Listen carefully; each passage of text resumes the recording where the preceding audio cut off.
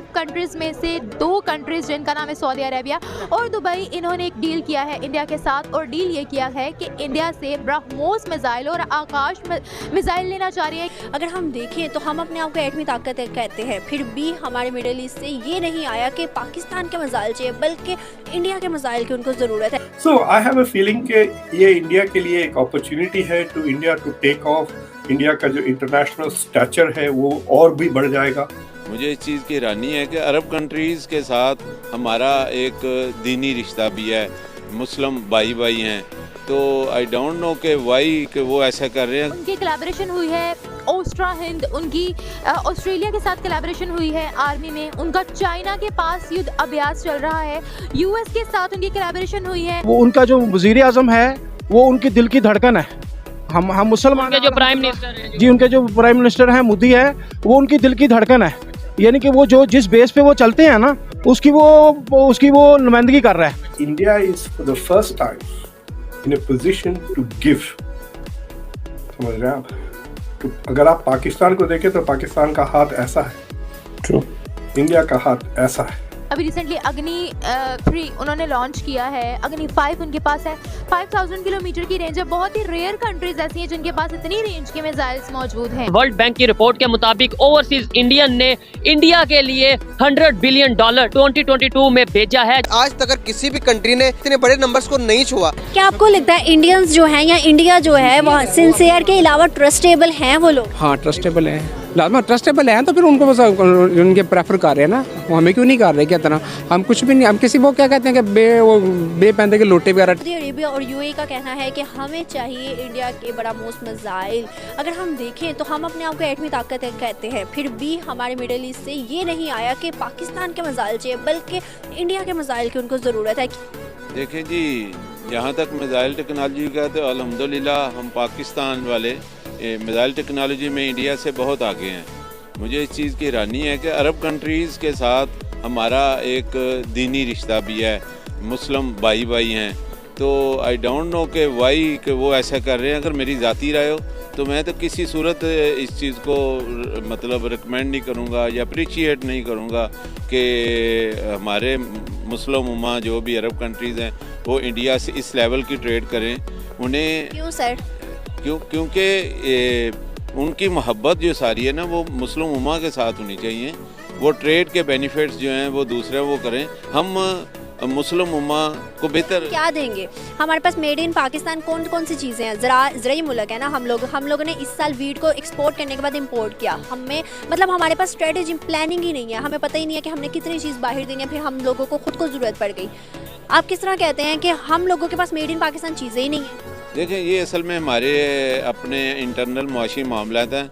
अल्हम्दुलिल्लाह एक वक्त था कि पाकिस्तान वीट में भी खुद कफील था। मैं खुद यहाँ सऊदीया में रह के आया हूँ। वहाँ पे हर दुकान पे ना, जैसे यहाँ पे ये शॉप्स वगैरह लगी, हर दुकान पे ना कोई इंडियन की ना प्रोडक्ट्स वहाँ पे मौजूद है। चाहे वो सुरख मिर्च है, गरम मसाला है, कुछ सब्ज़ी वगैरह कुछ भी है वहाँ पे है, लेकिन पाकिस्तान की नहीं है। मैंने यहाँ पे कस्टम में काम किया है एज एजेंट के तौर पर।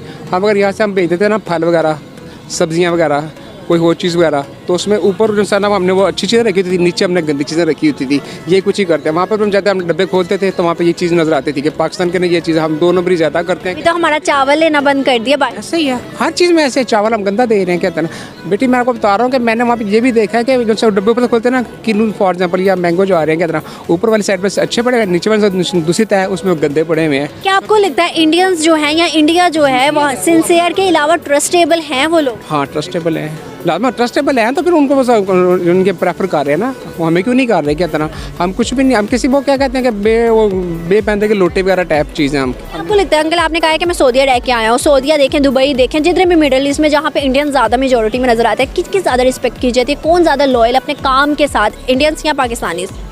नहीं, लॉयल हम किसी का कह नहीं सकते कि कितने, लेकिन उतना कि वो थोड़ा ज़रा डरे होते हैं, मैंने ये देखा है इंडियन। हाँ जी, पाकिस्तानी से ना ये आगे से ना झगड़ा वगैरह भी कर लेते हैं, यानी कि ना ज़रा सख्त क्या गर्म मजाज वगैरह क्या था ना, ये मैंने देखा वहाँ पे। How do you see how G20 की प्रेसिडेंसी को इंडिया इस्तेमाल करके ग्लोबल साउथ का जो है वो एजेंडा आप समझ रहे हैं सेट करना चाह रहे हैं? तो it was very interesting to me to see कि जयशंकर यही कह रहे थे कि इंडिया की जो foreign policy has been always consistent with its capacity. कि हमारी जो कैपेसिटी है उससे ज़्यादा कोशिश कभी नहीं की, और अब सिंस इंडिया की कैपेसिटी बढ़ रही है, इंडिया के ग्लोबल एम्बिशंस भी बढ़ रहे हैं। और India has this huge advantage ना, पॉपुलेशन देखें आप 1.4 बिलियन, सबसे ज़्यादा बड़ा मुल्क हो गया है। तो जो भी इंडिया करता है it multiplies to a large extent, it will have a global impact. India का डायस्पोरा सबसे बड़ा है। इंडिया की अब इकोनॉमी, अब हालांकि जीडीपी सिर्फ $2,000-2,500 है, but the economy is the fifth biggest in nominal terms, और अगर आप पीपीपी के लिए एडजस्ट करें तो already India is the third biggest economy, China और अमेरिका के बाद।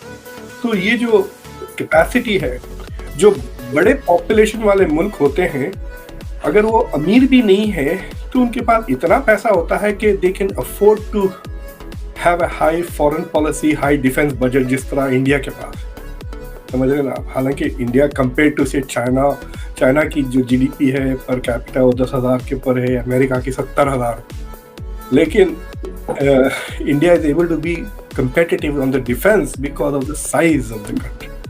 So ये सारी चीज़ें इंडिया के फेवर में हैं, और so going forward मेरे ख्याल से this is 2023 is going to be the year of India. Will it take off? Will it not? Foreign remittance की अगर मैं पाकिस्तान की बात करूं तो गाइस लास्ट ईयर से इस साल इंक्रीज होने के बजाय डिक्रीज होते जा रहे हैं। गाइस अगर मैं बात करूं इंडिया की फॉरेन रेमिटेंस की तो guys day by day India से कोई अच्छी खबर आती है, कोई बड़ी खबर आती है। अगर मैं इंडिया के बारे में बताऊं तो आप हैरान होंगे गाइस, उनका फॉरेन रेमिटेंस $89 बिलियन से इंक्रीज होकर $100 बिलियन तक पहुंच गया। आज तक किसी भी कंट्री ने इतने बड़े नंबर्स को नहीं छुआ। तो देखें ना, एक मुल्क के अंदर जब एक सिंसियर पॉलिटिशियन आता तो पता चलता है कि मुल्क इज्जत कर रहा है। आप देखें कि कहीं भी जाता तो 3-3, 4-4 हफ्ते पहले से वहाँ पर तैयारियां शुरू हो जाती हैं, और जब वो जाते तो ग्रैंड इस्तकबाल करते हैं। हमारे जाते तो पता ही नहीं चलता। आप देखें ना, वो उसका एक नारा है हिंदुत्व, उसके ऊपर वो खड़ा है। हालांकि उसके और भी उसके अंदर अकलीतें पड़ी हैं, मुस्लिम हैं, क्रिश्चियन हैं, काफ़ी है, लेकिन हिंदुत्व इसलिए कामयाब हो रहा है क्योंकि वो उसके साथ मुखलस है। अब मुसलमान अपने ईमान के साथ मुखलस नहीं है तो हमने क्या पॉलिटिक्स चलानी है। वो कामयाब है, उसके साथ भी फौज भी है, उसके साथ जो पॉलिटिशियन भी हैं, उसके साथ दूसरी जमातें भी हैं। अपने मज़हब के लिहाज से वो मुखलस है मुल्क के साथ, इसलिए वो खड़ा है।